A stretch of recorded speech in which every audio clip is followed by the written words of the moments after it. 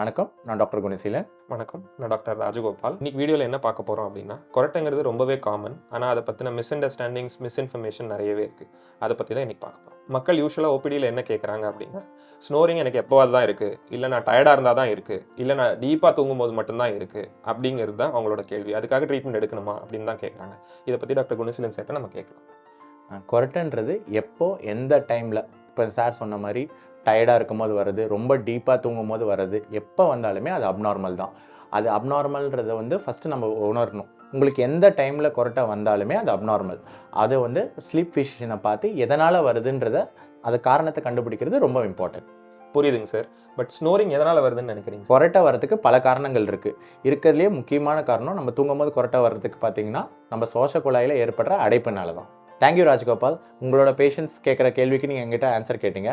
இது இல்லாமல் எங்கிட்ட பேஷண்ட்ஸ் 1-2 எக்ஸ்ட்ரா கேள்வி கேட்குறாங்க. அதை நான் உங்ககிட்ட கேட்க விரும்பப்படுறேன். ஆக்சுவலி என்னென்னா, கொரட்டைனால எனக்கு எந்த தொந்தரவும் இல்லை. என்னோட வாழ்க்கை நார்மலாக இருக்குது. வெறும் அப்பப்போ தான் கொரட்டை வருது. எதுக்காக சார் நான் யூஸ்வலி அதை டெஸ்ட் பண்ணிக்கணும்னு சொல்கிறீங்க?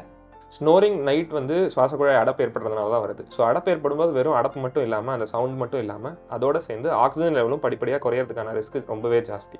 ஸோ ஆக்சிஜன் குறைஞ்சு ஏறும்போது என்ன ஆகும்னா, நம்மளோட ஸ்லீப் குவாலிட்டி பாதிக்கப்படுது. ஸோ அதனால் கண்டிப்பாக ஸ்லீப் ஆப்னியா சிவியராக இருக்கா, இல்லை எந்த கிரேடில் இருக்குன்னு பார்த்துக்கிறதுங்கிறது ரொம்ப அவசியம். தேங்க்யூ. ஆனால் இது ட்ரீட் பண்ணிக்கலன்னா என்ன சார் காம்ப்ளிகேஷன்ஸ் வரலாம்? ஓகே. ஸோ ஸ்லீப் ஆப்னியான்னு சொல்லக்கூடிய ப்ராப்ளம் எந்த அளவுக்கு ரிஸ்க்குன்னு கண்டுபிடிச்சிருக்காங்க அப்படின்னா, ஆல்மோஸ்ட் 3 to 4 times ரிஸ்க் ஜாஸ்தி. எதுக்குன்னு பார்த்தீங்கன்னா, பிபி வரத்துக்கு, இல்லை பிபி இருந்ததுன்னா அன்கண்ட்ரோலாக போகிறதுக்கு, டயபெட்டிஸ் வரத்துக்கு, ஸ்ட்ரோக் வரத்துக்கு, ஸ்ட்ரோக்குன்னு சொல்லக்கூடிய பக்கவாதம் வரத்துக்கு, இல்லை ஹார்ட் அட்டாக் வரதுக்கான ரிஸ்க் ரொம்பவே ஜாஸ்தி.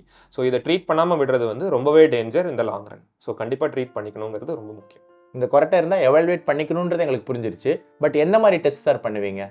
ஓகே. ஸோ இது ஃபஸ்ட்டு சஸ்பெக்ட் பண்ணுற பேஷண்ட்ஸ்க்கு இருக்கா இல்லையான்னு பார்க்கறதுக்கான டெஸ்ட் தான் ஸ்லீப் ஸ்டடின்னு சொல்லுவோம். ஸோ இது எப்படின்னா, நீங்கள் தூங்கும்போது உங்களோட ஆக்சிஜன் லெவல்ஸ், நீங்கள் எந்த அளவுக்கு கரெக்டாக ப்ரீத் பண்ணுறீங்க, உங்களோட சுவாசக்குழாய் அடைப்பு ஏற்படுதா இல்லையான்னு பார்க்கறதுக்கான டெஸ்ட் தான் ஸ்லீப் டெஸ்ட்டுன்னு சொல்லுவோம். அதை நம்ம ஸ்லீப் லேபில் யூஸ்வலாக பண்ணுவோம். ஸோ இதுலேருந்து பண்ணும்போது நமக்கு எந்த அளவுக்கு இருக்குது ப்ராப்ளம், இருந்தால் எந்த சிவியாரிட்டியில் இருக்குங்கிறத பொறுத்து ஃபர்தராக ட்ரீட்மெண்ட் நம்ம பண்ணலாம். இந்த மாதிரி கொரட்டை தொந்தரவு இருந்தால் கண்டிப்பாக எஸ்கேஎஸ் ஹாஸ்பிட்டலில் பல்மனாலஜிஸ்ட்டை கண்டிப்பாக பாருங்கள். தேங்க்யூ.